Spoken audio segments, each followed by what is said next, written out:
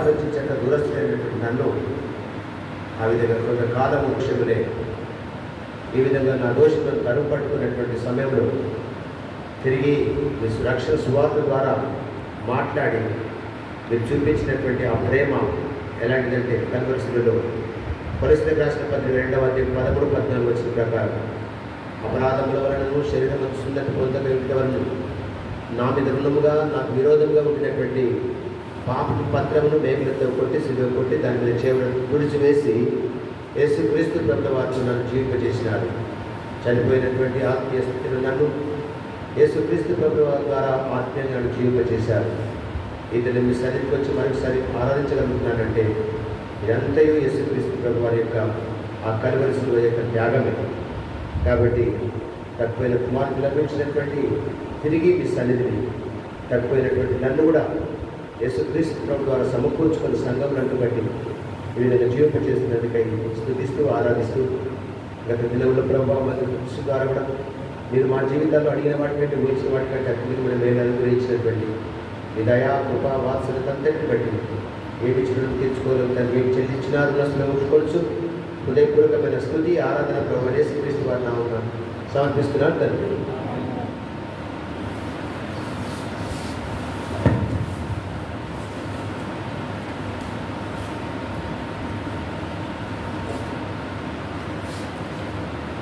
పాఠశాల 187 యేసు ప్రభుని సంకల్పములు మారవు అని అంటారు. 187 కొత్తది, పాతది 185. ఇంకా అంతకంటే ఇంకొక సంఖ్య పాత 712.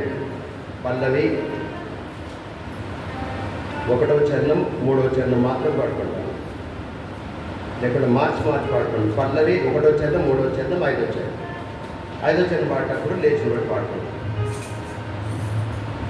యేసు ప్రభుని సంకల్పములో మారవు ఎన్నటికీ, మహాప్రభావము ఆయనకే యుగ యుగముల వరకు. మహాప్రభావము ఆయనకే యుగ యుగముల మోషేను ఏర్పరచుకొని తన ప్రజలను విడిపింప. మోషేను ఏర్పరచుకొని తన ప్రజలను విడిపింప.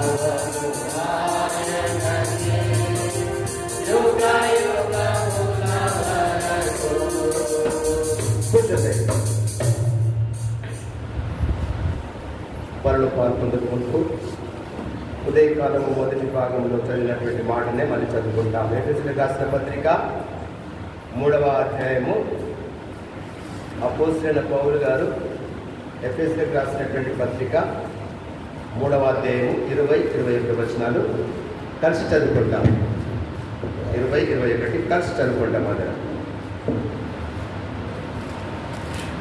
మనలో కార్యసాధకమైన తన శక్తి చొప్పున మనం అడుగు వాటన్నిటికంటేను ఊహించు వాటన్నిటికంటేను అత్యధికముగా చేయ శక్తి గల దేవునికి క్రీస్తు యేసు మూలముగా సంఘంలో తరతరములు సదాకాలము మహిమ కలుగునుగాక.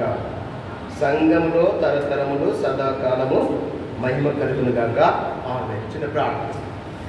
స్తోత్రములు లేఖను ఆధారం చేసుకొని అవకాశాన్ని సద్వినియోగం చేసి ఆరాధించినటువంటి స్తోత్రాలు. మరి సమయం లేక ఆరాధించినటువంటి వారికి మరొక తరుణం దయచేయండి. వారిలో మేము చేయలేము, మమ్మల్ని పరీక్షించుకొని మరి యోగ్యమైన రీతిలో నిర్దోషమైన హృదయంతో చేతులతో పాల్పొందడానికి మీ వాక్యం చేత మమ్మల్ని హెచ్చరించండి. మీ రక్తం చేత మమ్మల్ని కడిగి నిర్దోషంగా చేయండి. నన్ను మీ చేత అప్పగించుకుంటున్నగా శుభచారణ మరుగుపరిచి మీ మాటల నోటి నుంచి విడుదల చేయండి. ఘనత మహిమ ప్రభావం చెల్లిస్తూ ప్రభు యేసుక్రీస్తు నామమున ప్రార్థించి వేడుచున్నాము తండ్రి.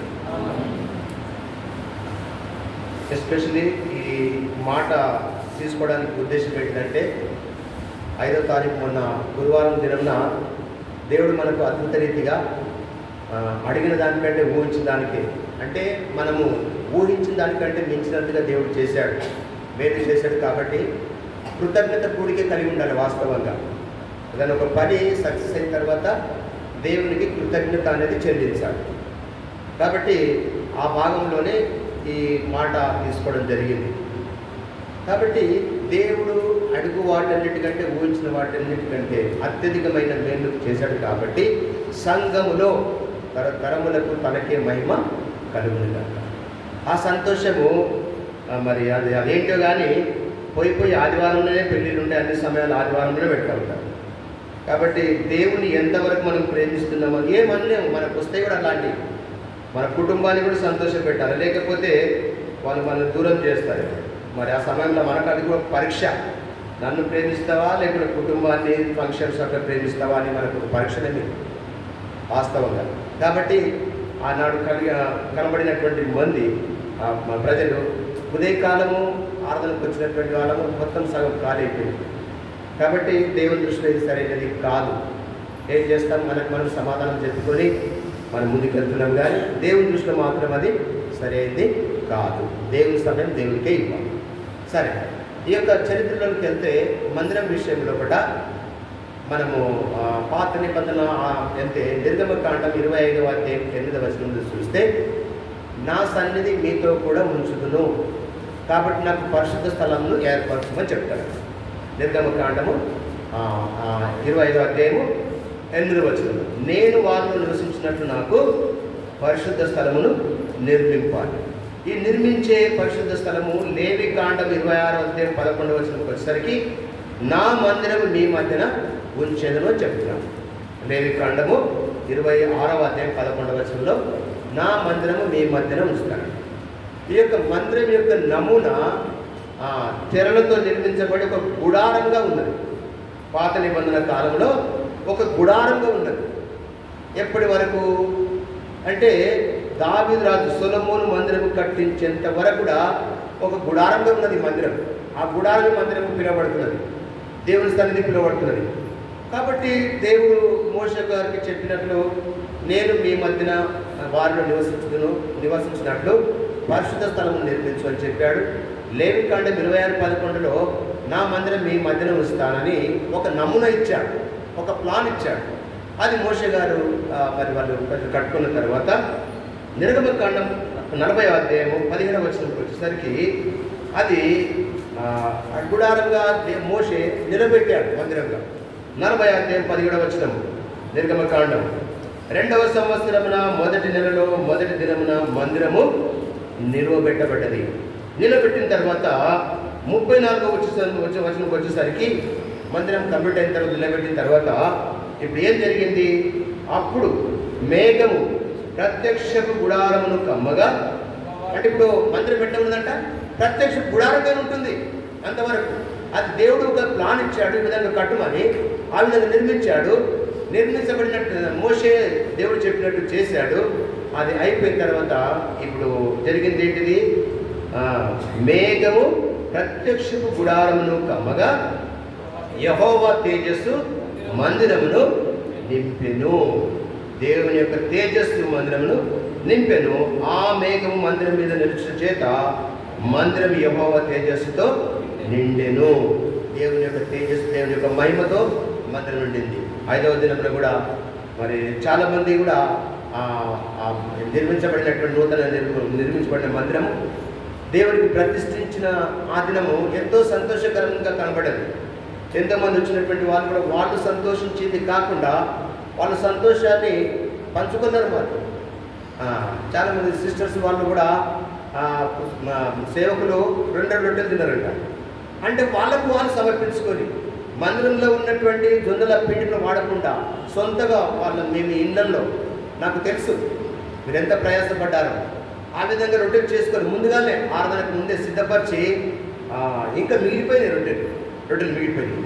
ఆ విధంగా తిని వాళ్ళు ఎంతో సంతోషించి మంచి వంటలు పెట్టారు, మంచి భోజనం పెట్టారు. సిస్టర్స్ వాళ్ళు చాలా ప్రయాసపడ్డారు అని వాళ్ళు సంతోషపడ్డారు. అంత మాత్రమే కాదు, ఈ మందిర ప్రతిష్ట కంటే ముందు దినం నుండి కూడా మందిరం కడవడం కానీ, శుభ్రం చేయడం కానీ, ఆ బయట అదంతా మనం క్లీన్ చేసుకోవడం కానీ, ఇవన్నీ కూడా ఎంతో ప్రయాసపడ్డారు. ఎందుకంటే ఆ సంతోషం వేరు. దేవునికి మందిరం ప్రతిష్ఠించాలి, మా మందిరం అన్నట్లు.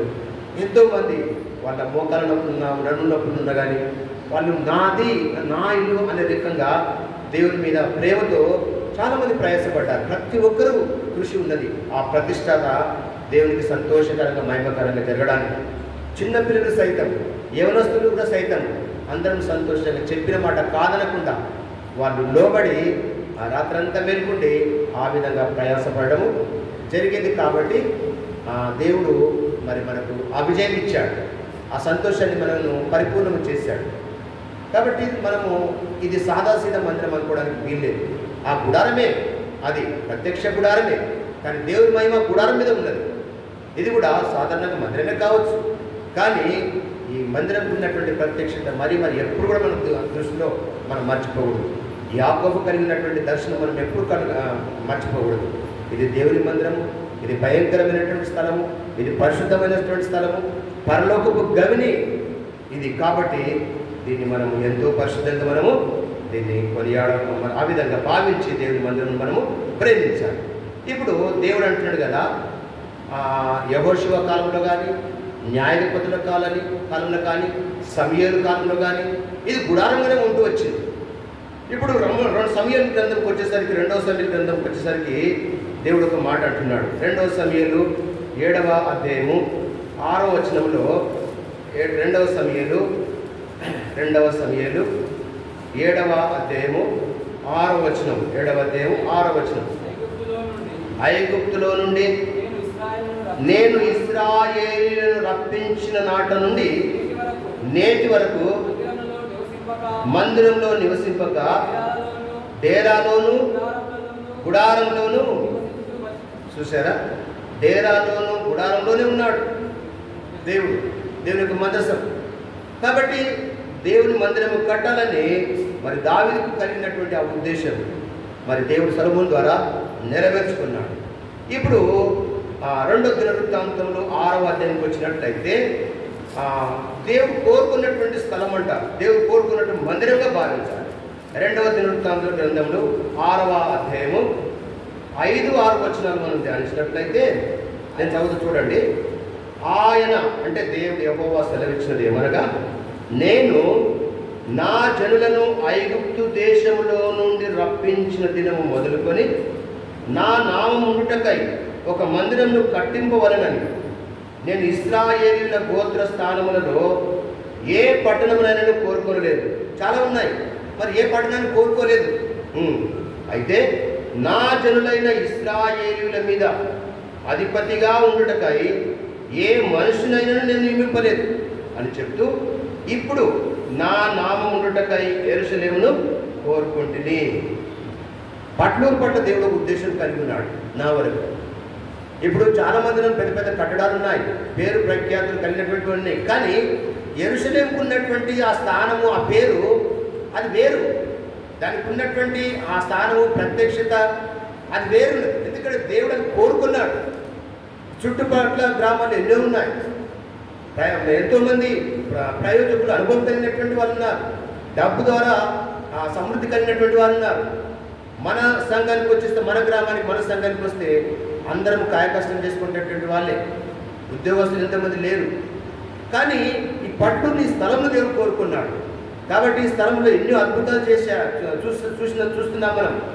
గర్భఫలం లేనటువంటి వారు ఇక్కడ వస్తే వాళ్ళు దేవుని విశ్వాసం వచ్చినప్పుడు, సంఘం ప్రార్థించినప్పుడు వాళ్ళ విశ్వాసం చొప్పున వాళ్ళు గర్భఫలం పొందుకున్నటువంటి వారు ఎంతోమంది ఉన్నారు.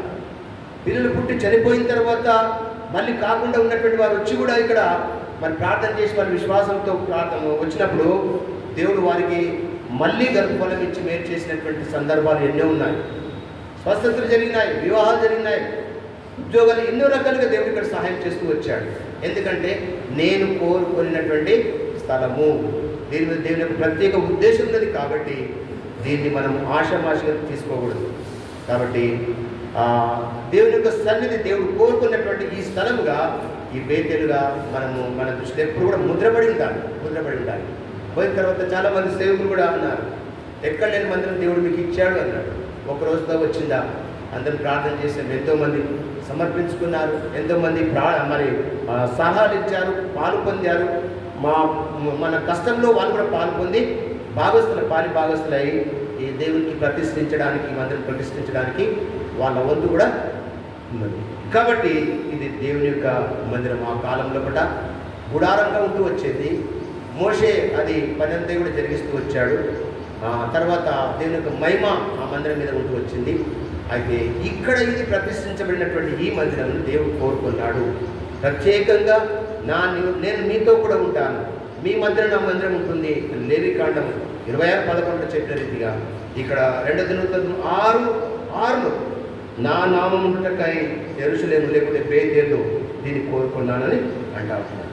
కాబట్టి ఇది 5వ అధ్యాయంకి వచ్చేసరికి కోరుకున్నటువంటి ఈ స్థలమును మందిరమును సొలొమోను ఏం చేశాడు? 5వ అధ్యాయం 1వ వచనం. సొలొమోను యెహోవా మందిరమునకు తాను చేసిన పనంతయు సమాప్తి చేసి 14వ వచనం. అప్పుడు ఒక మేఘము యెహోవా మందిరం నిండా నిండెను. యెహోవా తేజస్సుతో దేవుని మందిరం నిండుకొనగా సేవ చేయటకు యాజకులు ఆ మేఘం ఉన్న చోట నిలవలేకపోయింది. గుడారంలో ఉన్నటువంటి చూసినటువంటి మోషే కాలంలో కూడా ఇప్పుడు సొలొమోను కాలంలో మందిరంగా ఏర్పడ్డది.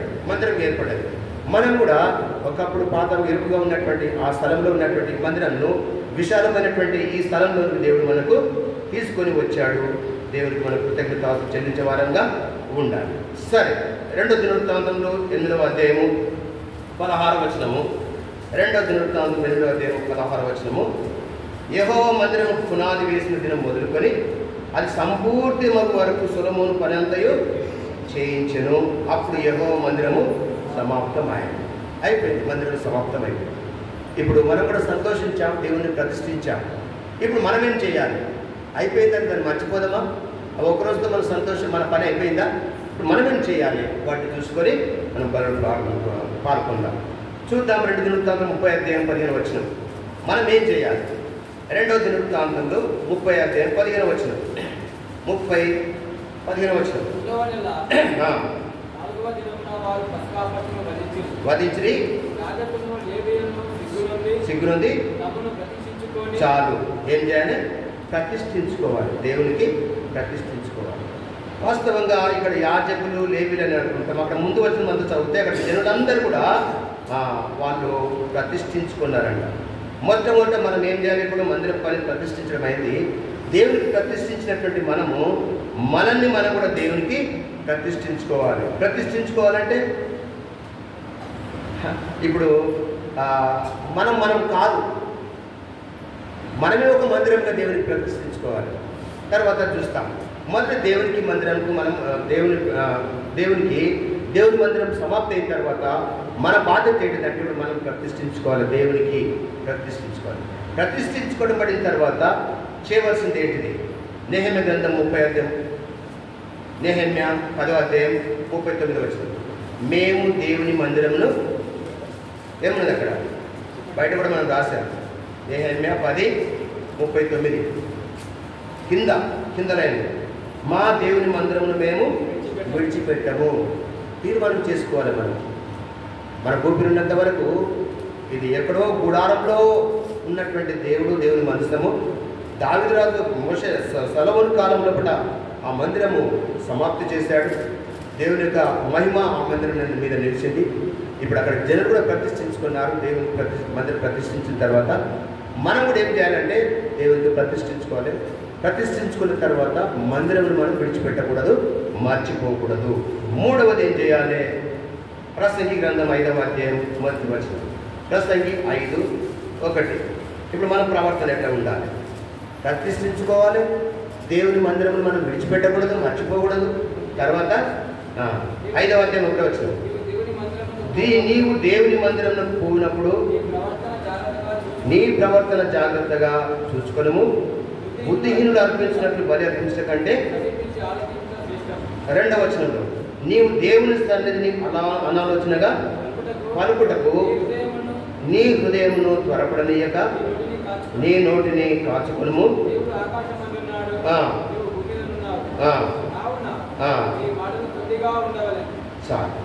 చాలా ఉన్నాయి ఇక్కడ 7వ వచనం వరకు. ఇవన్నీ మనం చదువుకున్నట్లయితే ప్రతిష్ఠించబడిన తర్వాత దేవుని మందిరం విడిచిపెట్టమని ప్రమాణం చేసిన తర్వాత, తీర్మానం చేసుకున్న తర్వాత దేవుని మందిరంకి వస్తున్నటువంటి నేను ఏ విధంగా ఉండాలి? మన ప్రవర్తన అనేది జాగ్రత్తగా ఉండాలి. అందుకని సాధ్యమైనంత వరకు మనము సెల్లు జేబులు ఉంటుంది, పరిశుద్ధ గ్రంథము కింద ఉంటుంది. మనం ఒళ్ళో పెట్టుకోవాలి. పరిశుద్ధ గ్రంథం ఒళ్ళో పెట్టుకొని చదవాలి. అది మీదనే ఉండాలి. ఎందుకంటే ఇది పరిశుద్ధ గ్రంథం, సత్యవేద గ్రంథం. కాబట్టి దీనికి ఎంతో విలువ, ప్రాధాన్యత ఇవ్వాలి. దేవుని యొక్క పరిశుద్ధ గ్రంథం అనేది భయపడుతూ దీన్ని మనము చదవాలి. అట్టి క్రమం కలిగి ఉండాలి. తర్వాత మాటల విషయంలో కానీ, మన ప్రవర్తన విషయంలో కానీ చాలా జాగ్రత్తగా ఉండాలి. తర్వాత మలాకి గ్రంథంలో చూస్తాం, దేవుని మందిరకు రావాల్సినటువంటి ప్రతిష్టార్పణలు, దేవుని భాగం దేవునికి సన్నిధి తీసుకుని రావాలి. ఇవన్నీ మనకు తెలుసు, తెలియనిది కాదు. ఎందుకంటే నా మందిరంలో 10వ భాగం ఉంటున్నట్లు, సమృద్ధిగా ఉంటున్నట్లు 10వ భాగం మీరు తీసుకొని రావాలని దేవుడు కోరుతా ఉన్నారు. కాబట్టి ఇవన్నీ మనము కలిగి ఉండినప్పుడు మందిరం ప్రతిష్ఠించిన దానికి అర్థం ఉంటుంది. మనల్ని మనం ప్రతిష్ఠించుకున్న దానికి ఒక అర్థం ఉంటుంది. లేక ఏదో గ్రహింపు లేకుండా వాళ్ళు ప్రతిష్ఠించారు, ఆ సంతోషం పెద్దలు వచ్చి ప్రతిష్ఠించారు, ఆ సంతోషం నేను కూడా పాలు పొందినా అని అనుకుంటే నీ యొక్క మందిరం యొక్క ప్రతిష్టలో మందిరం ప్రతిష్ఠించుకున్న తర్వాత మందిరం విడిచిపెట్టకుండా మర్చిపోకుండా ఉన్నట్లయితే అక్కడ ఏమేమి జరుగుతాయో, ఏమి చేయబడతాయో, ఏం బోధించబడుతుందో నీకు ఎట్లా తెలుసు? కాబట్టి అపోస్తలుల కార్యం 2:42 వచ్చేసరికి విడిచిపెట్టకుండా ప్రవర్తన జాగ్రత్త చూసుకొని దేవుని మందిరానికి వస్తున్న తర్వాత నీవు అపోస్తలుల బోధ, సహవాసము, రొట్టె విరుచుట, ఎడతెగక ప్రార్థనలో నీవు అంటుకట్టబడతావు. అప్పుడు దేవుడు నీకు ఒక తలాంతు, కృపవరము దేవుడు అనుగ్రహిస్తాడు. కాబట్టి మందిరం ద్వారా, ఈ సంఘం ద్వారా పరిచర్య జరగాలంటే నిన్ను నువ్వు ప్రతిష్ఠించుకో, నిన్ను నువ్వు దేవునికి అర్పించుకో. చాలా వరకు మనకు సాతాను ఏం చేస్తాడంటే నువ్వు యోగ్యురాలు కావు, నువ్వు యోగ్యుడవు కావు అని ఒక మెల్లగా కొంచెం మనకు అనుమానం తీసుకుని వస్తాడు. నాది ఒక ప్రశ్న, ఉదయకాలం ధ్యానిస్తున్నప్పుడు నాకు అదే ప్రశ్న వచ్చింది. ఇప్పుడు యేసుక్రీస్తు ప్రభుల వారి శిష్యులు వాళ్ళు ఎవరు వాళ్ళు చేపలు పట్టుకునేవాళ్ళు. చేపలు పట్టుకుంటున్నటువంటి శిష్యులను నన్ను వెంబడించమన్నప్పుడు వాళ్ళు ఏం చేశారు? వెంబడించిందా లేదా? మరి వాళ్ళకి ఏమైనా ట్రైనింగ్ తీసుకున్నారు? అంతకుముందు వెంబడించినప్పుడు నేను ఇంకా తర్ఫీదు పొందుకోవాలి, ట్రైనింగ్ లేదు, నేను ఇంకా సిద్ధపడిన వాళ్ళు అన్నదా? వెంబడించేది నీకు పోతా ఉంటే నీకు ట్రైనింగ్ అయిపోతుంది, నీకు అలవాటు అయిపోతుంది, నీకు తర్ఫీదు వస్తుంది, నీకు అనుభవం వచ్చేస్తావు. తర్వాత వాళ్ళు ఎవరు? రెండోది యోహాను సువార్త 3వ అధ్యాయంకి వచ్చి అపోస్తలుల కార్యం 4వ అధ్యాయంకి వచ్చేసరికి వాళ్ళు విద్య లేని పామరులు. విద్య లేని పామరులే దేవుని సేవ చేయడానికి మనకు వచ్చినప్పుడు నీవు నేను ఎందుకు వెనుకంజ వేయాలి? దేవుడు పిలిచినప్పుడు తప్పకుండా మనం లోపడడం. నీకున్నది స్తోమత ఉన్నది లేదని కాదు, కాకపోతే సాతానుని బలహీనపరుస్తూ ఉన్నాడు. శిష్యులను తీసుకో, యేసు ప్రభువు వారి యొక్క శిష్యులను తీసుకో, అక్కడ నువ్వు ఏం సమాధానం చెప్తావు? నన్ను వెంబడించుకున్నప్పుడు వెంబడించినటువంటి సంగతిని నువ్వు ఎట్లా నువ్వు దాన్ని విశ్లేషిస్తావు, నువ్వు ఎట్లా అర్థం చేసుకుంటే ఏం సమాధానం చెప్తాం మనం? కాబట్టి పరిచర్య మనది, సండే స్కూల్ పరిచర్య కొరతగా ఉంటుంది, ఆడికి ఆరంభిద్దాం మనం పరిచర్య. కొన్ని సంఘాలను మనం పరిచర్యకు పిలుస్తూ ఉన్నారు, మనం వెళ్ళే రకంగా ఉండాలి. అంటే ప్రతిష్ఠించబడిన తర్వాత దేవుని బిడ్డవు నువ్వు, దేవుని పనిముట్టువు నువ్వు. పాటలు పాడి తయారుగండి, ఒక టీం తయారుగండి, పరిచర్యకు వెళ్ళే టీం పరిచర్యకు తయారుగండి. గ్రామాల్లో పరిచర్య ఇద్దరిద్దరు ఒక్కొక్క గ్రామం వెళ్తే ఒక్కొక్క రోజు 3 గ్రామాలు పరిచర్య అవుతుంది. ఇప్పుడు మన పని అదే, ప్రతిష్ఠించబడ్డది దేవునికి మందిరం అయిపోయింది. ఇప్పుడు ఖాళీ స్థలాన్ని కూర్చోబడాలంటే ప్రతిష్ఠించబడినటువంటి నీవు, మందిరం విడిచిపెట్టకుండా ఉన్నటువంటి నీవు నీ ప్రవర్తన జాగ్రత్తగా చూసుకోవచ్చు. తర్వాత అపోస్తలుల కార్యం 2:42 ప్రత్యక్షతలు నీవు ఉన్నట్లయితే నీవు అర్హురాలవే. దేనికి? దేవుని యొక్క సేవ చేయడానికి, దేవుని యొక్క పరిచర్య చేయడానికి, దేవునికి నువ్వు పాటలు పాడి దేవునికి సంతోషపెట్టడానికి, దేవుడికి ఇచ్చినటువంటి తలాంతును, ఆ కృపావరాన్ని దేవుని కొరకు వినియోగించడానికి నీవు అర్హురాలవే. సంశయించదు. ఏదో దేవుని అడుగును. ఒకవేళ అది పొరపాటు, మేము చెప్పింది కూడా పొరపాటు అయితే దేవుని అడుగును, ఎంతకాలం ప్రభావ ఇంకెప్పుడు తరలిపోతావు? లేదా నీకు ఎన్ని కూడికలకు వెళ్తున్నావు, పెద్ద ప్రసంగాలు పెడుతున్నావు, ఒకరికి బోధించేటటువంటి స్థాయిలో మనం ఉన్నాం.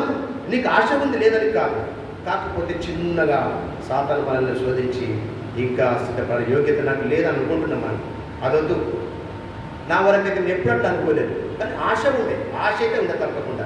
ఎప్పుడెప్పుడు పిలుస్తారో, ఎప్పుడెప్పుడు నాకు పంపిస్తారో అంటే నాకు ఆశ ఉండే. తెలియకుండా పర్లేదు, నీకు జ్ఞానం లేక, బోధించే జ్ఞానం లేకపోయినా పర్వాలేదు, కానీ దేవుని కొరకు నిలబడాలనుకుంటే తప్పకుండా నీవు నిలబడము, నేను నీ నోటిని నింపేదను అంటున్నాడు. కాబట్టి 32వ కీర్తన 8వ చరణం అంటాడు కదా, నీ మీద దృష్టి ఉంచి నీకు ఆలోచన చెప్తాను అంటున్నాడు. నువ్వేం పలకవలసింది? లూకా సువార్త 12:12 ప్రకారము పరిశుద్ధాత్మ ఆ సమయంలో నీకు అందిస్తాడు, బోధిస్తాడంట. నీ వంతు ఏంటిదంటే, నీ కర్తవ్యం ఏంటిదంటే ఆయనకు నువ్వు ప్రతిష్ఠించుకో. ఆయన ప్రభువా నేను నీ వాడను, నీ దానను, ఇక నీకు పనికొచ్చే పాత్రగా వాడు. కాబట్టి మనం శ్రమ పడవలసింది, ఇప్పటి నుండి ప్రయాసపడవలసింది ఇదే.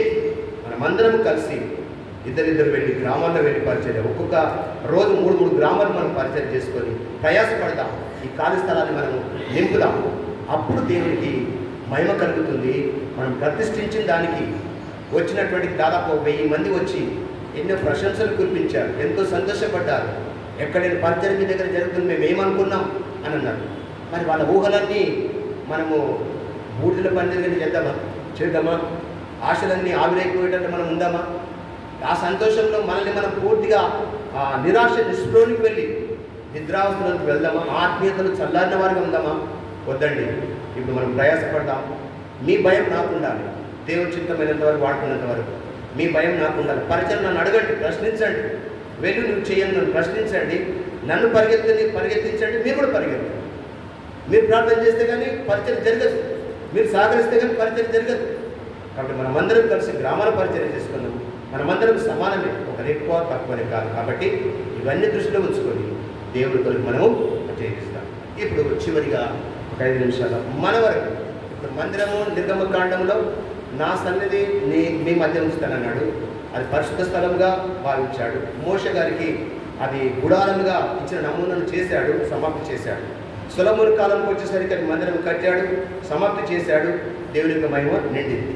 అయితే అక్కడ జనుడు ప్రతిష్ఠించుకున్నాం కదా, మనం కూడా దేవుడు మనకి ఇచ్చినటువంటి చేసినటువంటి సహాయం ద్వారా మనం ఇక్కడ మందిరం నిర్మించుకున్నాం, ప్రతిష్ఠించాం. మనల్ని మనం ప్రతిష్ఠించుకున్నాం. అయితే వాస్తవికతలోకి వచ్చిన తర్వాత నీవు నేను మనం అందరం ఒక్కొక్కరం ఒక్కొక్క మందిరం ఆయన ఇంటికి. అందుకనే హెబ్రీ పత్రిక 3వ అధ్యాయం 6వ వచనంలో ప్రతి ఇంటిని ఎవడైనా ఒకరి చేత కట్టబడును. ప్రతి ఇల్లు ఎవరైనా ఒకరి ద్వారా కట్టబడుతుంది. 6వ వచనంకి వచ్చేసరికి సమస్తం కట్టినవాడు దేవుడే. ఈ హృదయం ఎలాంటిది? మందిరం అనేది దీన్ని ఒకప్పుడు మందిరం అయింది కాదు కదా, ఇది మోసకరమైనది. 17:9 ఇర్మియా గ్రంథంలో కూడా. తర్వాత మార్క్స్ వార్త 7:21 ప్రకారము 13 చెడ్డ గుణాలతో ఉన్నటువంటి ఈ ఇల్లు పాడైపోయింది. పాడైపోయినటువంటి ఈ ఇల్లు ప్రభువైన యేసుక్రీస్తు వారు కట్టాడు. తాను మరణమైపోయి సమాధి 3వ దినం లేచి ఆయన విశ్వాసం ఉంచడం ద్వారా తిరిగి మనకు జీవం వచ్చింది. ఈ ఇల్లు తిరిగి నిర్మించాడు. తిమోతి పత్రిక రాసిన ప్రకారము సజీవ రాళ్ల వల్ల మనం తీసుకొచ్చి కట్టాడు. కొరింథీ పత్రిక 2వ అధ్యాయానికి వచ్చేసరికి అక్కడ మనం దేవుని యొక్క ఆలయంగా, దేవుని యొక్క మందిరంగా పిలువబడుతున్నాం. చూద్దామా కొరింథీయులకు రాసిన పత్రిక. ఇప్పుడు మన వరకు వచ్చేసరికి మనం ఈ భావం మనం చూస్తూ ఉన్నాం. కొరింథీయులకు రాసిన పత్రిక 3వ అధ్యాయము 16వ వచనం. 3:16 ఏమని చదవండి.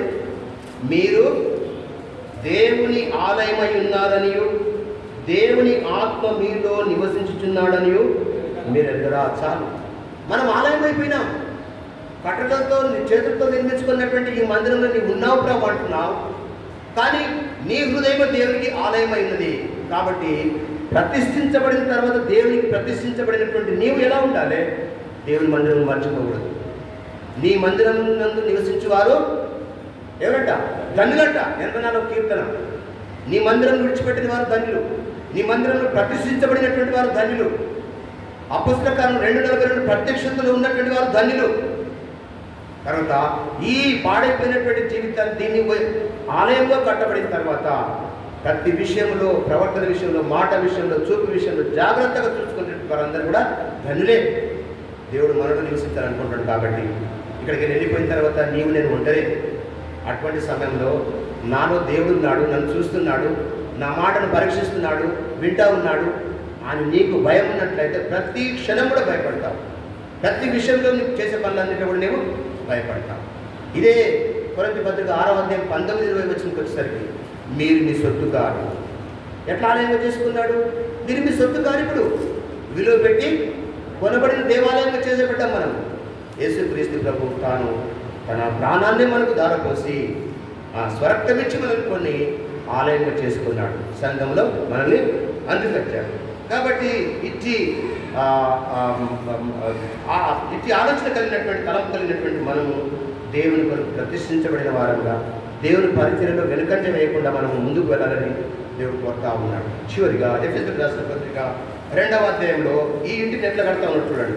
2వ అధ్యాయము 17 నుండి చదివితే అర్థమవుతుంది. 17 నుండి. మరియు ఆయన వచ్చి దూరస్తులైన మీకును సమీపస్తులైన వారికి సమాధాన సువార్తను ప్రకటించారు. అన్నిలము మనకు దేవుడు లేడు, ఇశ్రాయేలు ప్రజలకు దేవుడు. అయితే మనం దూరస్తులమైనటువంటి మనకు కూడా సువార్త ప్రకటించబడ్డది. ప్రభువైన యేసుక్రీస్తు వారు మన కొరకు కూడా రక్తం చిందించాడు, కార్చాడు. ఆయన ద్వారానే మనము ఉభయులం ఒక్క ఆత్మయందు తండ్రి సన్నిధికి చేరగలిగి ఉన్నాము. కాబట్టి మీరిక మీదట పరజనులను పరదేశులై ఉండక పరిశుద్ధులతో ఏక పట్టణస్థులను దేవుని ఇంటి వారునై ఉన్నారు. ఇప్పుడు నీవు దేవుని ఇల్లు, దేవుని ఆలయం అని చూసాం 1 కొరింథీ పత్రికలో. దేవుని ఇల్లు నువ్వు, దేవుడు నిన్ను కట్టాడు. దూరస్తున్నటువంటి నిన్ను నన్ను దేవుడు కట్టాడు, తన నివాసంగా ఉండడానికి కట్టాడు. నిర్గమకాండం 25:8 కోరుకున్నాడు, నేను మీ మధ్య నివసిస్తానని. మందిరంగా ఉండాలని దేవుడు కోరుకున్నాడు లేవికాండం 26:11 ప్రకారం. కాబట్టి ఈ మర్మంతా మనకు తెలుసు, తెలియదని కాదు. కాబట్టి ఇక్కడ ఏం చేస్తున్నాడు ప్రభు? ఏక పట్టణస్థులను దేవుని ఇంటి వారులై ఉన్నారు. 20వ వచనం, క్రీస్తు యేసే ముఖ్యమైన మూలనై ఉండగా అపోస్తలులను ప్రవక్తలను వేసిన పునాది మీద మీరు కట్టబడి ఉన్నారు.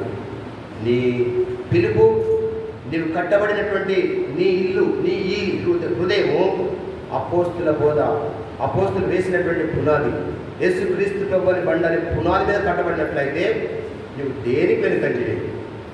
సిగ్గు అనేది కానీ లేక ఇంకేమిటిది మొహమాటం అనేదని దేవుని బిడ్డకు మనకు తగదు.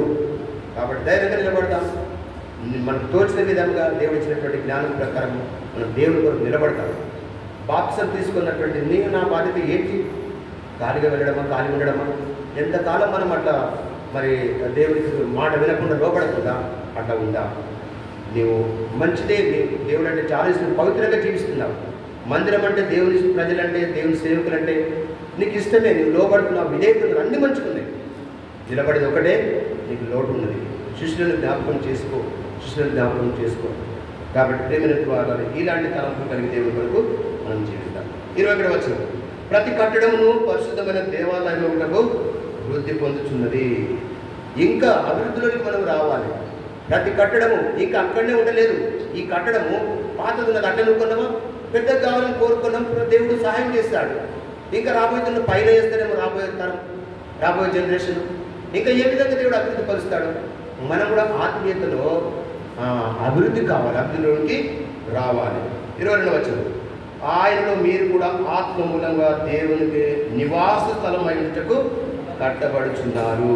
ఇది దేవుని యొక్క పని. కాబట్టి ఇవన్నీ మన మనసులో ఉంచుకొని మనం వెనుకంజ వేయకుండా దేవుని కొరకు ప్రయాసపడి, ఇప్పుడు రాబోయే దినాల్లో యొక్క మందిరం అంతా కూడా ఖాళీ స్థలం అంతా కూర్చోడానికి మన వంతు కృషి చేద్దాం.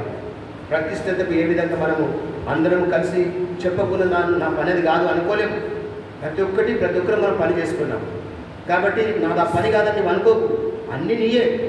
అది కాకపోతే నీ పిలుపును, నీ నిశ్చయితను స్థిరం చేసుకొని స్థిరత్వంగా మరి గ్రహించి ప్రభు కొరకు నివాస స్థలముగా, దేవుని మందిరముగా ప్రతిష్ఠించుకున్నట్లయితే దేవుని నీ ద్వారా మేలు మహిమ.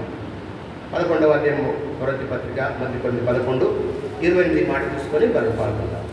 11:28 మొదటి కొరింథీలకు 11:28 అందరం కలిసి చదువుకుందాం.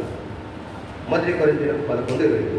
కాబట్టి ప్రతి మనుష్యుడు తను తాను పరీక్షించుకునేవారని అలాగూ చేసి అరొట్టెను తిని ఆ పాత్రలో నుండి రాగలదు. నాకైతే ఆశ ఉంది రాబోయే దినాలు. ఎందుకంటే ఇప్పుడు కూడికలు కలిగి ఉంటాం తప్పకుండా. సిస్టర్స్ మీటింగ్ కానీ, యవనస్తుల కూడిక కానీ, స్పెషల్ మీటింగ్స్ కానీ ఇక ఇక్కడ నుండి మనము స్టార్ట్ చేద్దాం.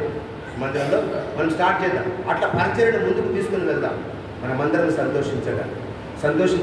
సంతోషంగా ఒకరికొకరు సహకరించుకొని ప్రార్థన చేస్తూ తప్పకుండా ఈ కూడికలు మనము దాని కొరకు మనం ప్రయాసపడ్డాం. కాబట్టి ప్రభు వల్ల మనం ఎంత ఉన్నది, ఆ ప్రభు మనల్ని ఒక ఇంటిగా కట్టడానికి తాను శరీరం అంతా నలుగొట్టబడ్డాను, శరీరం తనకు అప్పగించుకున్నాడు. మరి అక్కడ ఉన్నటువంటి ప్రజలకు మీరేమన్నా చేసుకోండి, పాడైపోయినటువంటి ప్రజల యొక్క జీవితాన్ని నేను మందిరంగా, ఆలయంగా, నాకు నివాస స్థలం కట్టుకోవడానికి నా శరీరాన్ని దారిపోస్తున్నాను. అట్టి శరీరానికి సాదృశ్యంగా ఉన్నటువంటి ఆ అప్పం తిరిగి మన పాపను క్షమించడం కొరకై మనం పవిత్రులుగా చేసి తనతో పాటు నిత్యత్వంలో నిత్య జీవం కలిగించడం కొరకు రక్తమంతా దారపోసాడు. ఆ రక్తానికి సాదృశ్యంగా ఉన్నటువంటి ద్రాక్షరసం ప్రభువులో మనం పాలు పొందడానికి మనం యోగ్యులుగా చేసుకుందాం, పరీక్షించుకుందాం. మోకాళ్ళ మీదకి వచ్చి నిజంగా ప్రభు దేవుని యొక్క మందిరము మోషే ప్రతిష్ఠించాడు, మీరు మహిమ ఆ మందిరం మీద తేజస్సు నింపారు. అయితే జనులందరూ ప్రతిష్ఠించుకున్నారు, నేను కూడా ప్రతిష్ఠించుకున్నాను అని చెప్తున్నా. అయితే నీ మందిరం విడిచిపెట్టిన తర్వాత అపోస్తల కార్యాలు 2:42 ప్రత్యక్షతలో నేను లేను. నా ప్రవర్తన, నా చూపు, నా తలంపు, నా మాట, తర్వాత నీ పిలుపు విని కూడా నేను లోబడలేనటువంటి వాడని, లోబడని దాన్ని అని ఒక్కసారి మనల్ని మనం యథార్థంగా ఒప్పుకొని పరీక్షించుకొని సరి చేసుకొని ఇక నుండి అయినా రవ్వ నీ మందిరం నేను విడిచిపెట్టా, ఇక నీ కొరకు నూతనంగా ప్రతిష్ఠించుకుంటా, నన్ను దేవాలయంలో నాలో నివసించడానికి ఒక ఆలయంగా చేసుకున్నావు కదా, ఇందులో నేను నీవు నివసించాలి, నాకు అధికారిగా నీవు ఉండాలి, పరిపాలకుడుగా ఉండాలి, నాకు ఆజ్ఞాపించు, నేను నీ సొత్తుగా చేసుకున్నావు కాబట్టి నీ కొరకు వాడుకో, ఇక్కడ నుండి నీకు లోబడతా, అన్నిటిని సరి చేసుకుని దేవుడి పనిలో పాల్గొంటాను.